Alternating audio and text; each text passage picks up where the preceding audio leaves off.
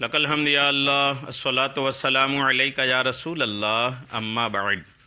سلسلہ ہے ناظرین و سامعین کے سوالوں کے جواب دینے کا۔ ناظرین و سامعین کمنٹس میں اپنے سوالات کو لکھتے ہیں، ہم ان کے سوالوں کے جوابات پیش کرنے کی سعادتیں حاصل کرتے ہیں۔ دیگر ناظرین سے عرض ہے کہ آپ بھی اپنے سوالوں کو کمنٹس میں ضرور لکھا کریں، انشاءاللہ ہم آپ کو بھی آپ کے سوالوں کے جواب پیش کرنے کی ضرور سعادتیں حاصل کریں گے۔ ہمارے ناظرین میں سے انہوں نے سوال کیے ہیں کہ اولیاء کرام کی کتنی قسمیں ہوتی ہیں، کتنے طرح کے اولیاء کرام ہوتے ہیں، یہ ان کا سوال ہے۔ میں انشاءاللہ جواب آپ کو حدیثوں کی روشنی میں پیش کرنے کی سعادتیں حاصل کر رہا ہوں۔ بہت دلچسپ سوال ہے، اور جتنا دلچسپ سوال ہے اس سے زیادہ دلچسپ انشاءاللہ جواب تیار ہو رہا ہے۔ آپ پورے جواب کو سنیے، حدیثوں کی روشنی میں دیکھیں کہ اولیاء کرام کتنی طرح کے ہوتے ہیں۔ یوں تو ہم لوگ اولیاء کرام سے محبت کرنے والے اولیاء کرام کے تذکرے سنتے رہتے ہیں، لیکن ایک بڑی تعداد ہے جنہیں یہ نہیں پتہ کہ اولیاء کرام کتنی طرح کے ہوتے ہیں۔ تو کتنی طرح کے اولیاء ہوتے ہیں آپ یہ آج توجہ سے سن لیجئے، انشاءاللہ آپ کا ایمان تازہ ہوگا اور ایک نئی معلومات آپ کو حاصل ہوگی، وہ بھی حدیثوں کی روشنی میں۔ یہ اولیاء کرام کے جو اقسام بیان ہوئے ہیں نا، یہ سورہ یونس میں جو اولیاء کرام کی شان میں آیت ہے، الا ان اولیاء اللہ لا خوف علیہم ولا هم يحزنون، اس آیت کی تفسیر میں اکثر مفسرین نے اولیاء کرام کی عظمت و شان کا تذکرہ کیا ہے، اولیاء کرام کتنی طرح کے ہوتے ہیں اس کا تذکرہ کیا ہے، کون سے ولی کس درجے کے ہوتے ہیں اس کا بھی تذکرہ کیا ہے۔ تو جن کو اور مزید علم اس تعلق سے حاصل کرنا ہے اور اس کے علاوہ بھی معلومات حاصل کرنی ہے، انہیں چاہیے کہ سورہ یونس کی اس آیت کی تفسیر پڑھا کریں، انشاءاللہ آپ کو مزید علم حاصل ہوگا۔ کچھ ضروری باتیں میں انشاءاللہ آپ کو پیش کرتا ہوں، آپ توجہ کے ساتھ سنیے۔ اولیاء کرام کی کثیر اقسام ہیں، جیسا کہ حضرت ابو درداء رضی اللہ تعالیٰ عنہ سے مروی ہے، بے شک انبیاء کرام علیہم الصلاۃ والسلام زمین کے اوتاد تھے۔ آقا کریم فرماتے ہیں کہ بے شک انبیاء کرام علیہم السلام زمین کے اوتاد تھے۔ جب نبوت کا سلسلہ ختم ہوا تو اللہ تعالیٰ نے امت احمد صلی اللہ تعالیٰ علیہ وسلم میں سے ایک قوم کو ان کا نائب بنایا، آقا کی امت میں سے ایک قوم کو ان کا نائب بنایا، جنہیں ابدال کہتے ہیں۔ انبیاء کرام کے جو نائب ہیں وہ ابدال کہلاتے ہیں۔ وہ حضرات جو ابدال اولیاء کرام ہیں، وہ حضرات فقط روزہ، نماز اور تسبیح و تقدیس میں کثرت کی وجہ سے لوگوں سے افضل نہیں ہوئے، بلکہ اپنے حسن اخلاق، ورع، تقوی کی سچائی، نیت کی اچھائی، تمام مسلمانوں سے اپنے سینے کی سلامتی، اللہ عز و جل کی رضا کے لیے حلم و بردباری، صبر اور دانش مندی، بغیر کمزوری کے عاجزی اور تمام مسلمانوں کی خیر خواہی کی وجہ سے وہ افضل ہوئے ہیں۔ یعنی اولیاء کرام میں انبیاء کرام کے بعد اولیاء کرام جو ان کی نیابت حاصل کیے، ان کے جو نائب بنے وہ ابدال اولیاء کرام ہیں، الحمدللہ۔ اور یہ ابدال اولیاء کرام جو ہیں یہ لوگوں میں کیوں افضل ہوئے وہ بھی آپ نے سنا، الحمدللہ۔ بس وہ انبیاء کرام علیہم السلام کے نائب ہیں جو ابدال اولیاء کرام ہیں۔ وہ ایسی قوم ہے کہ اللہ تعالیٰ نے انہیں اپنی ذات پاک کے لیے منتخب اور اپنے علم و رضا کے لیے خاص کر لیا ہے۔ جی ہاں، تو اولیاء کرام میں ابدال جو ہیں یہ انبیاء کرام کے نائب ہیں۔ اچھا، وہ 40 صدیق ہیں، جو ابدال ہیں وہ 40 صدیق ہیں، جن میں سے 30 رحمان عز و جل کے خلیل حضرت ابراہیم علیہ السلام کے یقین کے مثل ہیں۔ یعنی حضرت ابراہیم علیہ السلام کو اللہ کی ذات پہ جو یقین کا مرتبہ حاصل تھا، وہ 40 صدیق بھی ہیں جن کو وہ الحمدللہ اس مقام کی برکتیں حاصل ہیں جو انبیاء کرام علیہ السلام میں حضرت ابراہیم علیہ السلام کو اللہ کی بارگاہ میں یقین کا مقام حاصل تھا۔ ان کے ذریعے سے اہل زمین سے بلائیں اور لوگوں سے مصیبتیں دور ہوتی ہیں۔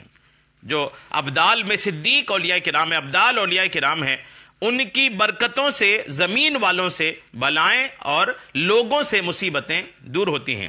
انہی کے ذریعے سے، انہی کی برکتوں سے، انہی کے وسیلے سے بارش ہوتی ہے اور انہی کے وسیلے سے لوگوں کو رزق دیا جاتا ہے۔ یہ حدیث عرض کر رہا ہوں میں آپ کو۔ بعض اوقات لوگ اولیاء کرام کے تعلق سے عجیب و غریب باتیں کرتے ہیں۔ اب حدیث سنیے جس میں کلیئرلی یہ باتیں ہیں کہ اللہ کے اولیاء کرام میں جو صدیق اولیاء ہیں، انہی کی برکتوں سے زمین سے بلائیں دور ہوتی ہیں، لوگوں سے مصیبتیں دور ہوتی ہیں، آسمان سے بارش نازل ہوتی ہے اور لوگوں کو رزق دیا جاتا ہے۔ ان میں سے کوئی اسی وقت انتقال کرتا ہے جب اللہ تعالیٰ اس کی جانشینی کے لیے کسی کو پروانہ دے چکا ہوتا ہے. یعنی وہ 40 کبھی 39 نہیں ہوتے.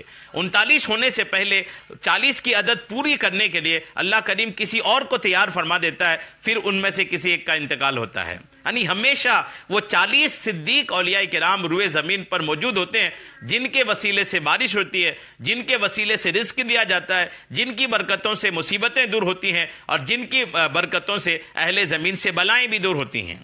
الحمدللہ وہ کسی پر لعنت نہیں بھیجتے. وہ جو صدیق اولیاء کرام ہیں وہ کسی پر لعنت نہیں بھیجتے، اپنے ماتحتوں کو اذیت یعنی تکلیف نہیں دیتے، ان پر دست درازی نہیں کرتے، تکلیف نہیں دیتے، انہیں حقیر نہیں جانتے، خود پر فوقیت رکھنے والوں سے حسد نہیں کرتے، اپنے سے اوپر والوں سے حسد نہیں کرتے، دنیا کی لالچ نہیں کرتے، دکھاوے کی خاموشی اختیار نہیں کرتے، تکبر نہیں کرتے، اور دکھاوے کی عاجزی بھی نہیں کرتے. دکھاوا ریاکاری ان میں نہیں ہے. جی ہاں، وہ بات کرنے میں تمام لوگوں سے اچھے اور نفس کے اعتبار سے زیادہ پرہیزگار ہیں. سخاوت ان کی فطرت میں شامل ہے. اسلاف نے جن نامناسب چیزوں کو چھوڑا ان سے محفوظ رہنا ان کی صفت ہے.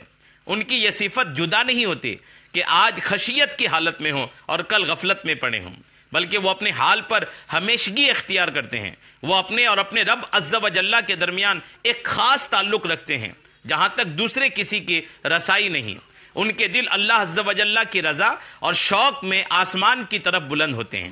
پھر یہ آیت تلاوت فرمائی، اولئک حزب اللہ الا ان حزب اللہ هم المفلحون. یہ اللہ کی جماعت ہے، سن لو اللہ کی جماعت ہی کامیاب ہے. الحمدللہ یہ قرآن پاک کی آیت ہے. حضرت سیدنا شریح بن عبید رحمۃ اللہ تعالی علیہ فرماتے ہیں کہ حضرت علی المرتضی رضی اللہ تعالی عنہ کے پاس شام والوں کا ذکر ہوا، ملک شام والوں کا ذکر ہوا، تو ان سے عرض کی گئی کہ ان پر لعنت کیجئے. حضرت علی نے ارشاد فرمایا، نہیں، میں نے حضور اقدس صلی اللہ تعالی علیہ وسلم کو ارشاد فرماتے ہوئے سنا ہے کہ ابدال شام میں ہوں گے. ابدال جو ہوں گے وہ ملک شام میں ہوں گے. وہ حضرات 40 مرد ہیں، وہ ابدال 40 مرد ہیں. جب ان میں ایک انتقال کرتے ہیں تو اللہ تعالیٰ اس کی جگہ دوسرے کو بدل دیتا ہے. انہی کی برکتوں سے بارش ہوتی ہے، انہی کے ذریعے دشمنوں پر فتح حاصل ہوتی ہے، اور ان کی برکت سے شام والوں سے عذاب دور ہوتا ہے. یہ حدیثیں جو میں نے پہلے حدیث آپ کو پیش کی نوادر الاصول کی حدیث پاک ہے، اور یہ حدیث جو میں نے آپ کو پیش کی ابھی، یہ حدیث آپ نے سنا، اس کا بھی آپ حوالہ نوٹ کر لیں. یہ حدیث پاک مسند امام احمد اور کے جلد نمبر 1 کے صفحہ 238 کی حدیث نمبر 896 میں الحمدللہ موجود ہے. تو یہ تو آپ نے حدیثیں سنی. اولیاء کرام کی اقسام کے بارے میں اکابر علماء محدثین نے بڑا تفصیلی کلام فرمایا ہے. علامہ سیوطی رحمۃ اللہ تعالی علیہ نے قطب، ابدال وغیرہ ہما کے وجود پر ایک کتاب تصنیف فرمائی ہے. جی ہاں، علامہ جلال الدین سیوطی رحمۃ اللہ علیہ نے ایک کتاب لکھی ہے باضابطہ ان اولیاء کرام پر جو قطب کہلاتے ہیں، ان اولیاء کرام پر جو ابدال کہلاتے ہیں. مفصل ایک کتاب ہے ان کی ذات پر. علامہ نبہانی رحمۃ اللہ تعالی علیہ کی اس موضوع پر مشہور کتاب جامع کرامات اولیاء ضخیم ترین کتاب ہے. اس میں بھی کثیر مسائل اس تعلق سے موجود ہیں. علامہ نبہانی رحمۃ اللہ علیہ کے کلام کی روشنی میں یہاں چند مشہور اقسام جو اولیاء کرام کے ہیں وہ ہم آپ کو پیش کرتے ہیں. آپ توجہ کے ساتھ سنیے. اقطاب اولیاء کرام میں سے پہلی قسم جو میں آپ کو عرض کروں، ایک تو ابدال، اوتاد وغیرہ آپ نے سنا ہے. اب ایک جو حدیثیں سنی آپ جامع کرامات اولیاء کے حوالے سے آپ ایک اولیاء کرام کی جو تقسیم کاری ہوئی ہے، کون سے اولیاء ہیں، کیا نام ہے ان کے، وہ آپ توجہ سے سنیے. پہلی قسم اولیاء کرام کی ہے اقطاب. اقطاب کیا ہے؟ یہ قطب کی جمع ہے. قطب اس ولی کو کہتے ہیں کہ جو خود یا کسی کے نائب کے طور پر حال اور مقام دونوں کا جامع ہوں. جو خود یا کسی کے نائب کے طور پر حال اور مقام دونوں ان کے اندر موجود ہوں. دوسری قسم ہے ائمہ. یہ وہ حضرات اولیاء ہیں کہ جو قطب کے انتقال کے بعد اس کے خلیفہ بنتے ہیں، اور وہ قطب کے لیے وزیر کی طرح ہوتے ہیں. ہر زمانہ میں ان کی تعداد 2 ہوتی ہے. تیسری قسم اولیاء کی ہے اوتاد. ہر زمانے میں ان کی تعداد 4 ہوتی ہے. اوتاد کی تعداد ہر زمانے میں 4 ہوتی ہیں، اس سے کم یا زیادہ نہیں ہوتے. ان میں سے ایک کے ذریعے اللہ تعالیٰ مشرق کی حفاظت فرماتا ہے، دوسرے کے ذریعے مغرب کی اور تیسرے کے ذریعے شمال کی اور چوتھے کے ذریعے جنوب کی حفاظت فرماتا ہے. یعنی پچھم اور پورب، اتر، دکھن، یہ 4 اوتاد کی برکتوں سے اللہ ان دشاؤں کی، ان سمتوں کی، ان جہات کی حفاظت فرماتا ہے الحمدللہ. اور ان میں سے ہر ایک کی اپنے حصے میں ولایت ہوتی ہے. چوتھی قسم ہے ابدال. ان کی تعداد 7 ہوتی ہے. علامہ نبانی فرماتے ہیں ان کی تعداد 7 ہوتی ہے، اس سے کم یا زیادہ نہیں ہوتے. اللہ تعالیٰ ان کے ذریعے 7 بر اعظم کی حفاظت فرماتا ہے.